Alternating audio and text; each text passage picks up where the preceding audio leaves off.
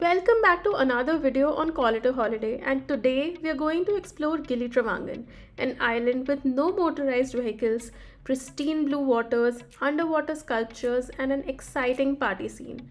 After that, we are going back to Bali to its digital nomad heaven, Canggu, and I'll tell you what are the best spots for shopping, eating, and exploring there. Before coming to Gili Trawangan, I spent 3 days in Ubud and 2 days in Nusa Penida. I will link those videos in the description, so make sure you watch those videos as well. It takes approximately 2.5 to 3 hours by ferry when you're coming from Nusa Penida to Gili T Island.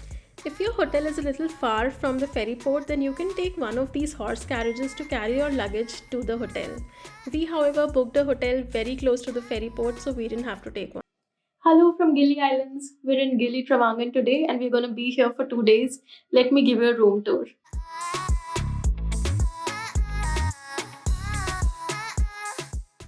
I actually found this hotel on the Airbnb app and it costed us around 7,000 rupees per night.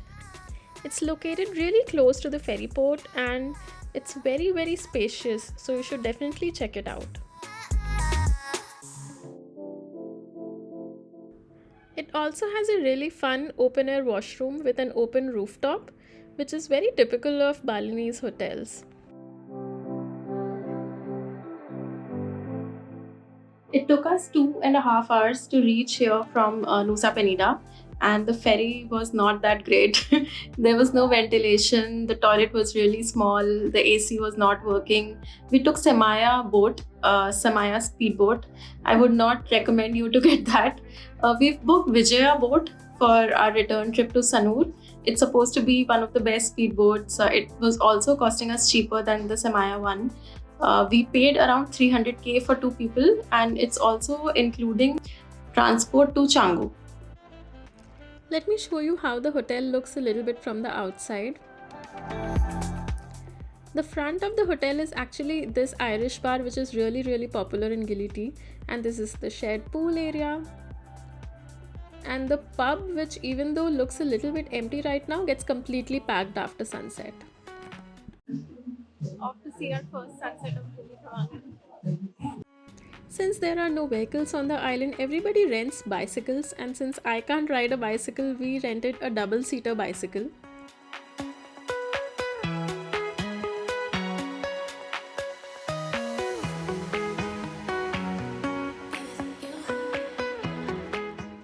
The sunsets in Gili T are really breathtaking. The camera hasn't really captured the colors to its fullest, but trust me, in person, it was really beautiful.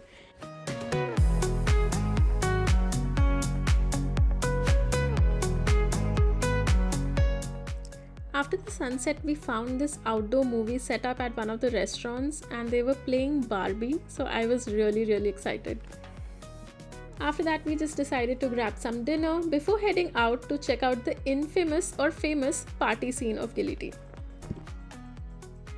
We decided to park our bicycle because it's a pretty small island and also we didn't want to ride the bicycle on our way back after drinking.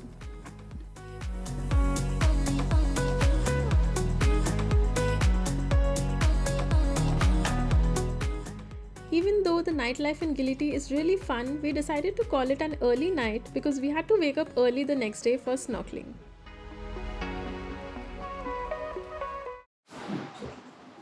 Off to snorkel!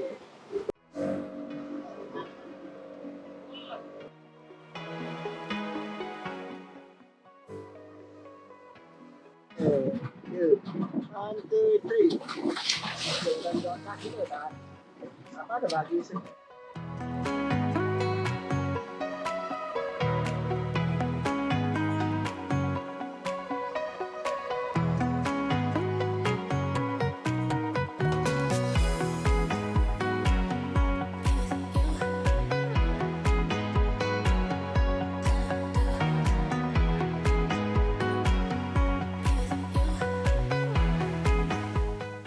Indonesia is actually home for 20% of the world's coral reefs and many different underwater creatures.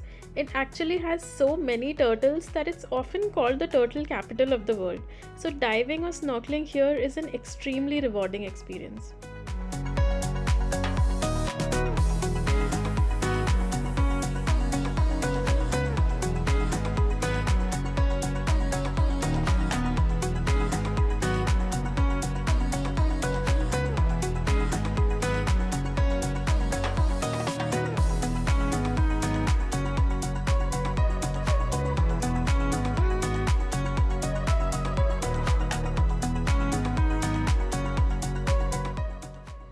entire snorkeling experience can take almost 4 to 5 hours as they take you to multiple snorkeling spots. So make sure you leave as early in the day as possible because the afternoon sun can make it really uncomfortable.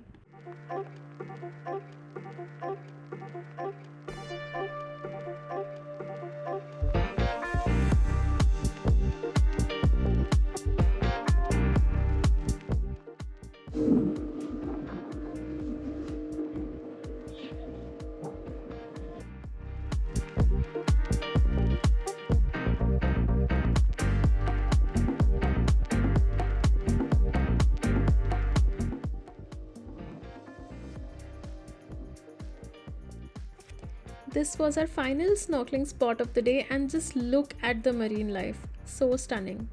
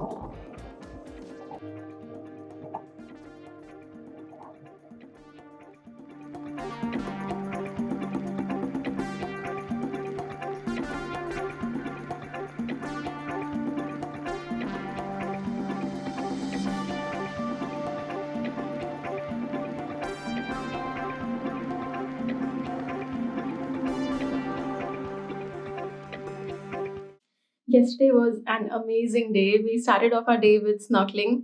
Uh, we took a guided tour on a private boat because I cannot swim. My husband is a pro swimmer. He could do everything on his own. But yesterday it was a little choppy because there was a small 5 scale earthquake in Indonesia. So the waves were stronger than they are usually in Gili. But it was really helpful that we had a guide who could help me snorkel in the areas because in a few spots where there are turtles, it's quite deep. And because the waves were strong, the guide was required for me because I can't really swim. So he took us to 3 snorkeling spots. The first one was the main Gili statues, which is really famous on Instagram. If you want to know more about it, I just read yesterday that those statues have been created to make reef life grow on the island. It's made of material which makes reef grow in the ocean. So that's really amazing. It's not hurting the marine life at all. In fact, it's helping. The second snorkeling spot was where we saw 3 large turtles. Our guide actually told us that yesterday there were 7 huge turtles there. So if you're lucky, you could see 7. But even on a wavy day, a windy day, we saw 3, which was quite good enough for us. And they were huge. So that was really amazing. The third snorkeling spot was for seeing corals and fishes. So our guide had some bread with him, and he gave it to us, and we dropped it in the water, and then all the fishes swam to us, and it was amazing. During snorkeling, he also stopped at the Gili Island's main beach, and it was so pristine. I have not seen water that blue anywhere except Maldives. So yeah, Maldives has that white sand, blue water vibe, and it was similar, very very similar in Gili.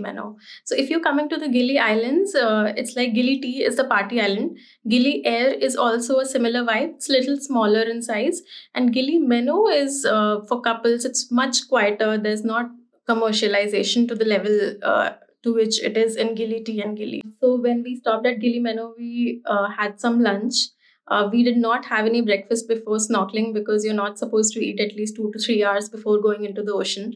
So we didn't have any breakfast. But when the guide stopped at Gili Meno, we had a little bit of breakfast, and it was fine. It was average, nothing out of the world.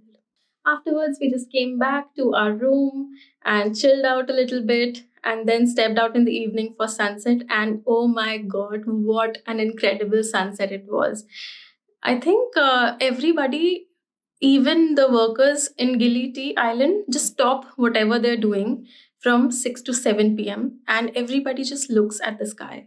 and it's incredible. The sky changes colors from orange to pink to purple to gray at towards the end. It's just amazing. It's like a show put out by nature uh, for people to see every evening.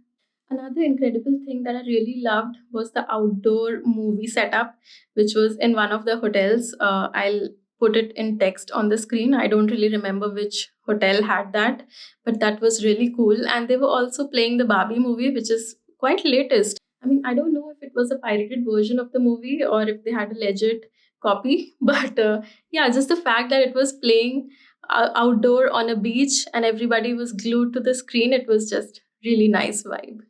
So after the sunset was over, we just headed out for some dinner. We had dinner at Regina's Pizza, which makes some really authentic pizza. It was really good. They also have some pastas. Those looked amazing as well, but we didn't try it. After dinner, we got a massage, and then it was time to party. I'm not a huge drinker myself. I like to limit my alcohol. But because we were on holiday and it's a party island, so you have to drink. So I tried some shots, vodka shots with Josh, which is like some vitamin, which is really popular in Australia and that has come to Gili T as well because there are a lot of Australians here. And I've got to say that I woke up after 3 shots without any hangover whatsoever. So that Josh vitamin really, really works. You've got to try it when you're in Gili Tea. It's called a Josh shot, Joss. Really cool. I can't believe that our 2 day trip in Gili Tea Island has come to an end. What an incredible 2 days. I think 2 days are kind of the perfect duration to come in Gili Tea if you're in a hectic trip in Indonesia. Let's say if you're hopping islands every 3 4 days, then you can come to Gili Tea Island for 2 days. But if you have time, then I would recommend to stay here for 4 to 5 days because there's a lot to do. There are different snorkeling points. Every time you go for snorkeling, they can take you to 2 to 3 different points. It's just really, really beautiful. The vibe of the island is amazing.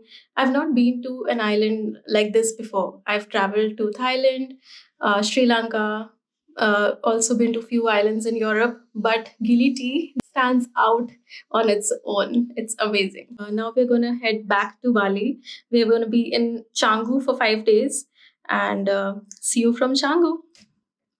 Bye.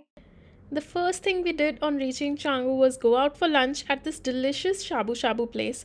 So, shabu shabu is basically a hot pot meal that originated in Japan, but they also do it in Thailand a lot. It comprises of a soup in which you cook your mushrooms, different kinds of vegetables, protein, noodles, whatever you want to have, and then you take it out in a little bowl and then add whatever seasonings you want to add, like garlic, chilies, different kinds of sauces, and it's really, really delicious. Hello, we finally made it to Canggu, Bali. So we reached Canggu yesterday and we're here for 3 full days. Going to be a lot of fun, lots of exploring new restaurants, beach clubs. We're also going to go to Tanha Lot today for the sunset and go to Echo Beach tomorrow. So yeah, I'll show you around and let's find out what is it about Canggu that makes people from every country want to move here. One sad thing that's happened since yesterday is that my GoPro has stopped working. So I'm recording this on my iPhone. So if it looks a little different from the rest of the footage, that's why. We were staying on the first floor of this property. This is the little shared pool area. And I really liked the location of this property. So it's not on the main streets of Canggu. Canggu can get really loud at times because there are a lot of loud clubs and restaurants. But this little property was in a side street and it was very quiet and comfortable.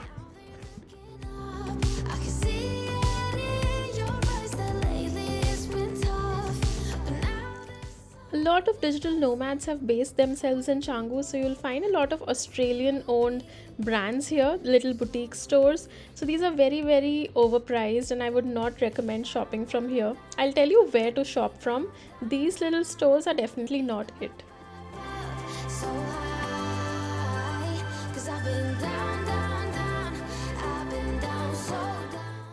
One of the main reasons why Canggu is so popular with remote workers is because of the cafe scene here. They have really good cafes, really good restaurants, and the menu in all these restaurants really caters to Western people. So you won't really find a lot of Indonesian food here, but you'll find a lot of different cuisines from the world. So that's really interesting.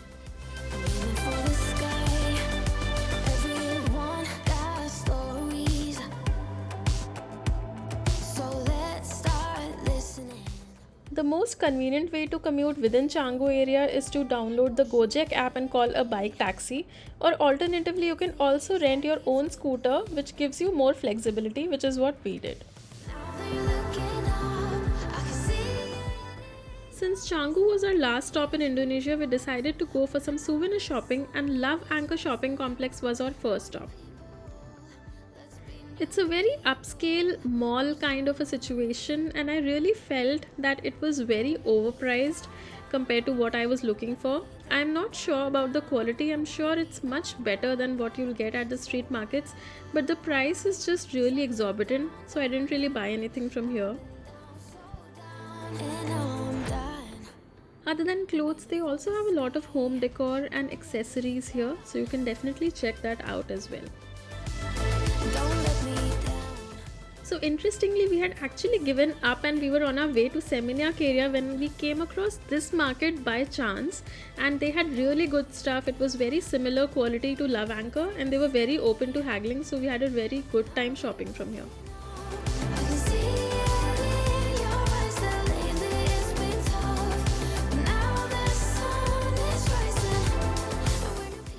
After a quick lunch break, we went to this spa, which is probably one of the prettiest spas I've seen. I found it on Instagram, but we didn't have a prior booking and they were completely booked out. This market was the reason that we came to Seminyak, but I'll be honest with you, they didn't have a very good collection. They were very open to haggling, so yeah, if you find something that you like here, then you can get it for a very good price. So it, I guess, completely depends on what you want to buy.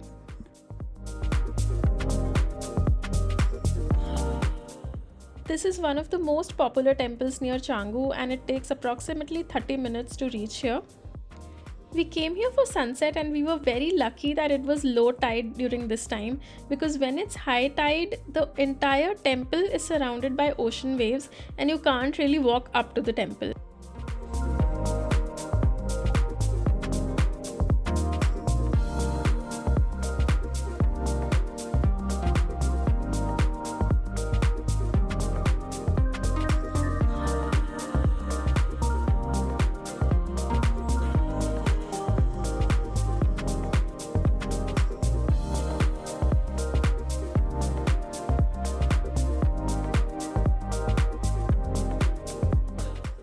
Outside the temple, there were a lot of shops which had some really good handmade products being sold, and we found this little shop which had a lot of wooden stuff. Everything was hand carved and it was really impressive.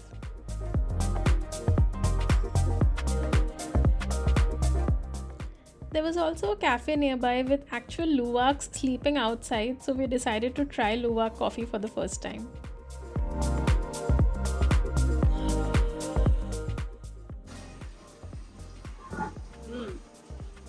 Very strong.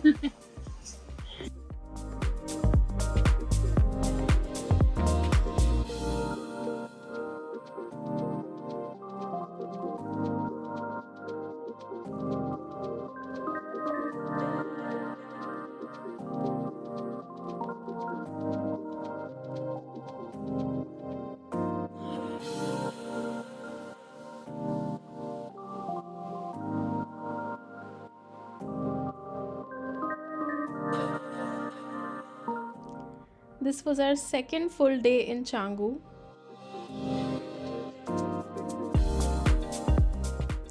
The plan was to head to one of the most popular beach clubs in Canggu. It's called Finn's Beach Club, but actually the food is a little expensive there, so we just decided to have lunch in a different restaurant and then head there for sundowners.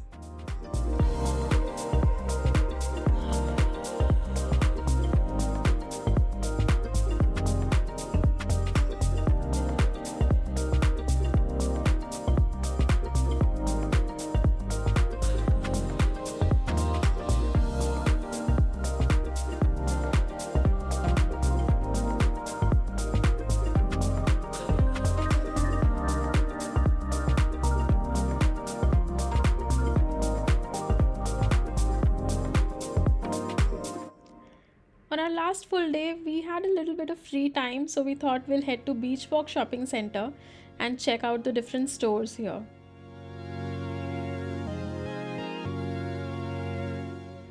But honestly, other than the decor, there's nothing very different about this mall and it can be skipped.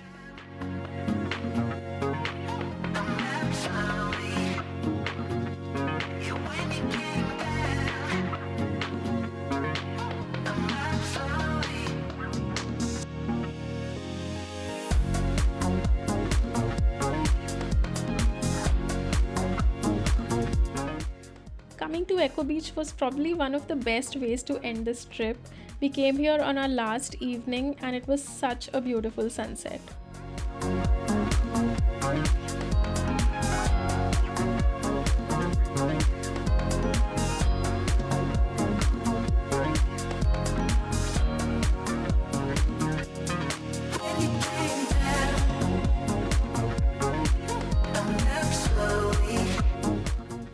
I fell in love with smoothie bowls in Bali, so it goes without saying that my last breakfast had to be a smoothie bowl.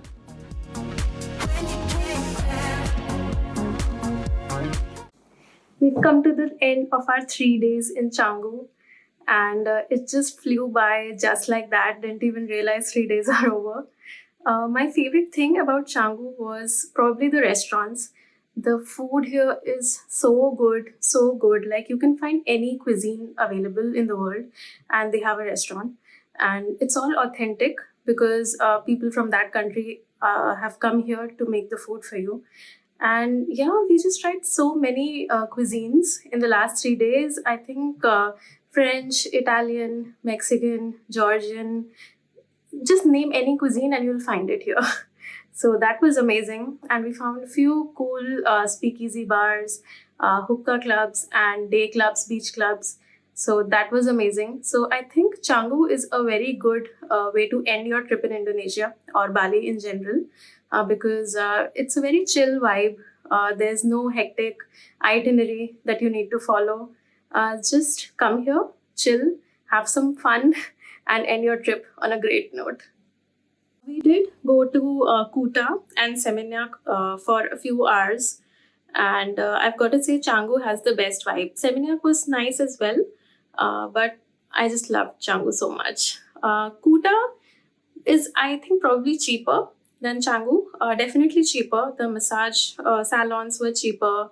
The food was cheaper there, but the vibe was missing. Definitely. All packed and ready to go.